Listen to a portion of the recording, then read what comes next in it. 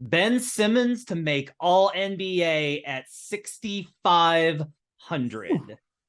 That's right. 65-1. All the hype around Ben Simmons is there, but nobody wants to hear it. If there's one player that the Brooklyn Nets have tried to hype up from the summer through now, it's Ben Simmons. Everyone has said he looks awesome. Everyone said he's in a great mindset. Everyone said he's doing great in the practices. And yeah, everyone's like, yeah, we don't believe it because we think that you're just edging him up because you want to get his confidence up because of all the problems that he had. If Ben Simmons comes into this season and Ben Simmons is an all NBA defender, which he absolutely can be, he was an all defensive player with the Sixers. And if he finds a role and if he's willing to play center and he's hitting dunks off of the catch, I understand the question is whether he's going to dunk the ball open. I get it.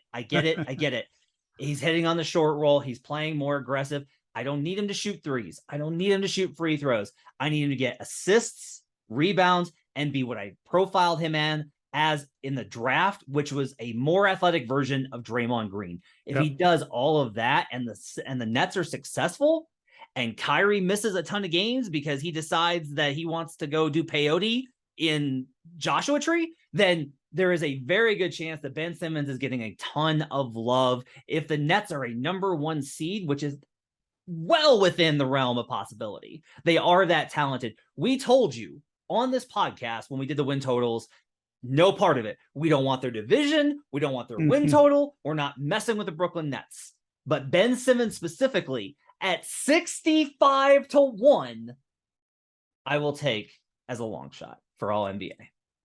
I love this pick. Yeah. I am mad that I did.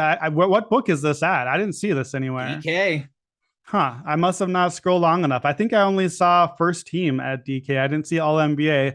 I love it because it's the perfect. Yeah, it's the 65-1. That's the hook here because can you envision it as a real scenario? Absolutely. It's in play for all the reasons you just said. If the Nets are really good and he's good and does the things he does, he's not going to make it on numbers. That's not going to be the case. But we already know that. That's part of what I like about the Kawhi thing too, is like, if we already know we get to throw the numbers out with certain players like LeBron and Kawhi and Ben Simmons, because they're their own thing. Draymond has had that for years. Then you don't have to worry about the numbers. You just get to do the storytelling and the impact and all of those things. And Ben is really good at that stuff. What position is he going to make all NBA for you? What position are you projecting him as? I want to clarify. I should have said this up front. It is the first team. It is the first team. Okay. And I know that you're going to be like, but all these other guys on the forwards, I get it. Injuries happen. That's all I'm trying to say. Is he's a forward for you then? Is that? Yeah. Okay. Yeah. He winds up in the forward category. That could help to help your case a little bit because it's Ben Simmons and there's the weird thing about him. He could be the sort of guy that like, why couldn't Ben Simmons be a guard? Especially if part of your case is Kyrie misses time. Doesn't Ben like play guard, quote unquote, and run the offense a little bit?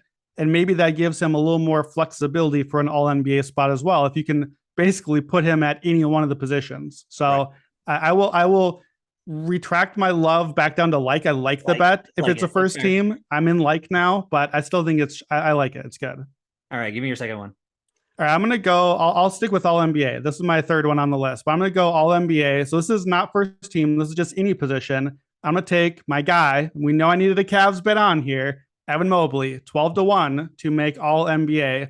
So I'm going to get back into the positionality thing here. Obviously, Evan Mobley is not a guard, but I do think Evan Mobley, when it comes down to voting, is going to have a position chance to be a forward or a center on the list. So I looked at, okay, we need 9 forward and center spots. I'm going to give all NBA status to Giannis, Jokic, Embiid, Durant, LeBron, Kawhi, and Tatum. That's 7 guys. Not necessarily one of them could get hurt, but I'll give 7 guys. That leaves me 2 spots for front court positions. Here's where I'm looking at Mobley against guys like Paul George or Jimmy Butler, who maybe are in the mix, maybe aren't healthy enough, maybe could get squeezed into a guard spot for the similar sort of reasons. We got Rudy Gobert and Karl-Anthony Towns, but they might kind of cannibalize each other. We got guys like Zion or Anthony Davis, injury risks. I don't see any reason why Mobley isn't every bit in that mix of guys we just talked about. I think the Cavs, we've talked at length about them, will be very good, very strong defensively, have a higher ceiling now with Donovan Mitchell. I've had the Cavs even before the Mitchell trade as a top 4 seed. Now I think there's potential for them to be, even though I had them as the 4 seed, now I think they go higher than that. If the Cavs are 1, 2, even a 3 seed, people are going to look and be like, well, man, the Cavs are this good. They got to have an all NBA guy. Who is it? And I think the answer is Evan Mobley. And he's going to be a great defender. He's going to be in the mix on that end of things. He, I think, has a really good case to just be one of those star, like all-star, holy cow, this is your franchise cornerstone type guys as a sophomore player. 12-1, I think it's a good number. It's not as long as the rest of my long shots, but for all NBA, I like him in the mix here.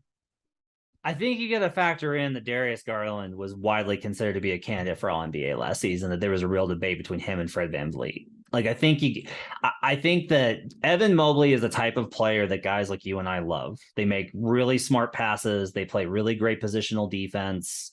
They're super flexible. They can stretch the floor a little bit. Like, Mobley profiles as a guy that the NBA nerds like you and I love. I don't know that he gets the most credit on this team. I think especially with the addition of Donovan Mitchell, I think that if Mitchell doesn't have a great season, but the Cavs do, I think Darius Garland gets a lot of the credit. I don't even know at 12-1 if you're long enough there. So let me ask this question, because I think this is a key to my argument. Do you agree that he has positional flexibility? Could Evan Mobley, like, look, we got to assume Jokic and Embiid are the first and second team centers in some order. Mm-hmm. Third team center is open to me. He's not going to get there. He's not going to get there with Jared Allen on the team. They won't. No, the voters would not put him at center, no matter how good he is, because last year is proof, right? They didn't put Jokic at forward because they were just like, no, he's not. Like, these are centers. I'm sorry, Joel Embiid's going to have to be second team.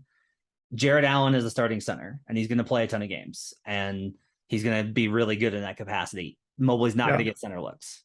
Okay, well, if you don't think you can play center, then I don't like the bet as much. If you do like center, I like the 12-1.